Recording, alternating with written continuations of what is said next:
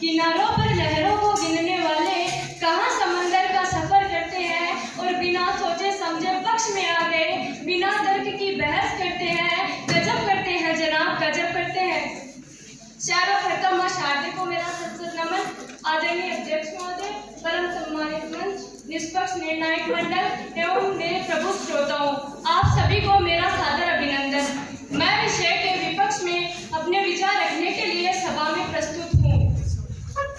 अध्यक्ष महोदय, मन तो मेरा भी कर रहा था मंच के उस छोर पर खड़े होकर अपने प्रतिपक्षी मित्रों की बातें हिंदू राष्ट्र की तारीफों के पुल बांध सकती थी, किंतु अध्यक्ष महोदय देश के वर्तमान परिप्रेक्ष्य को ध्यान में रखते हुए देश के हित के लिए मेरी अंतरात्मा ने मुझे मंच के इस छोर पर लाकर खड़ा कर दिया है। अध्यक्ष मान्यवर, खुद भारतीयता अपने आप में एक धर्म है और इस भारतीयता की खूबी यह है कि यह आस्तिकों नास्तिकों किसी धर्म किसी वैसे से जुड़ा है तो वो आजादी के साथ जुड़ा है। हमें चर्चा भारतीयता पे करनी चाहिए, ना कि किसी धर्म या किसी विचारधारा पर।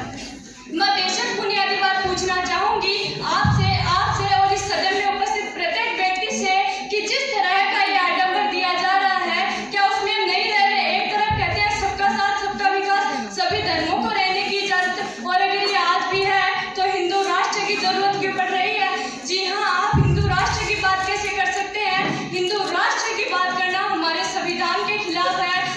चाहे तो पूरी की पूरी संसद या राज्य विधानमंडल भी संविधान संशोधन कर ले, पर हमारा भारत कभी भी हिंदू राष्ट्र नहीं बन सकता। हिंदू राष्ट्र की बात करना देश में बंटवारे के बीज बोना है। आज आप हिंदू राष्ट्र की बात करते हैं, कल को सारे धर्म सारे पंथ के लोग अपने अपने तरीके से राष्ट्र की मांग करेंगे, जिससे हमारा देश टुकड़ों टुकड़ों में बट जाएगा। श्रीमंत बांट दिया इस धरती को, क्या चांद सितारों का होगा? कि बांट दिया इस धरती को, क्या चांद सितारों का होगा? अरे नदियों के कुछ नाम रखे बहती धारों का क्या होगा? शिव की गंगा भी पानी है, आबे जमजम भी पानी है। कि शिव की गंगा भी पानी है, आबे जमजम भी पानी है।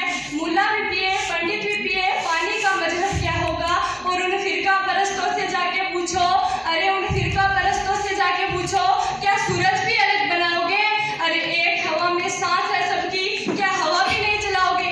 देखिए महोदय, हिंदू राष्ट्र के लिए आज हम किस रास्ते पर जा रहे हैं। ये रास्ता बड़ा ही हिंसक किस्म का रास्ता है, जहाँ पर बेकसूर लोगों की पीट पीट कर जबरन जय श्री राम बुलवाया जाता है। अगर हिंदू राष्ट्र से हम इस रास्ते पर जाने की कोशिश की जा रही है तो मैं कैसे यकीन करूं और कोई कैसे यकीन करेगा कि एक बार वहां पहुंचने के बाद ये सब ठीक हो जाएगा? और हिंदू राष्ट्र ही क्यों महोदय, हम ये क्यों नहीं कहते कि सबसे सक्षम सबसे समृद्ध सबसे विकसित सबसे समृद्धिशील राष्ट्र बने? और आज हमारा जो सपना है ना सबका साथ सबका विकास का, इसकी भ्रूण हत्या वो लोग कर रहे हैं जो आज हिंदू राष्ट्र की बात कर रहे हैं। मैं पूछना चाहूंगी मेरे प्रतिपक्षी मित्रों से कि यदि देश सेक्युलर है तो राष्ट्र हिंदू क्यों? जी हाँ, सेक्युलर सबका अर्थ पंथ निरपेक्ष, जिसका मतलब होता है सभी धर्मों के प्रति तटस्थ रहना। और यही सेक्युलर शब्द हमारे संविधान में 42वें संविधान संशोधन के तहत जोड़ा गया था।